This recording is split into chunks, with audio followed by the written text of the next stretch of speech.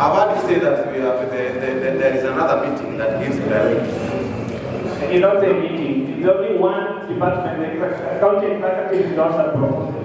After getting information from all sectors, nyinyi mnatoa maoni, wale wanakaa chini and they prioritize everything what is priority. That's what it is. Swali yangu ni umuhimu ya hii mkutano ya sasa ni nini? Number 1, umuhimu ya hii mkutano ya sasa ni nini?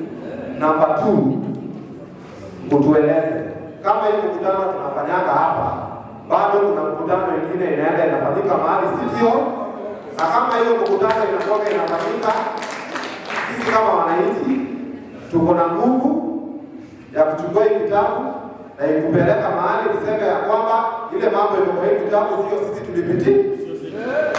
Sababu akikuuliza kwa nini kuna mkutano mwingine, ni sababu ile wakati tulikuwa na ile mkutano mwingine, tunajua kuna proposals watu walikuwa wamepropose kwa other kangaroo meetings. So what we asking, these kangaroo meetings, who are leading these kangaroo meetings? Because it is strategic that when a public participation inaanza, waheshimiwa wana are we together? So tunataka tujue, because hao ndio wanatuwakilisha CTO. Tunafanya mkutano hapa, alafu kuna mkutano mwingine inaenda kufanywa CTO. Ndio sisi tukikuja hapa tutuage hii mkutano haina maana, tuachiage miradi hapa. Kitu moja nataka kukueleza.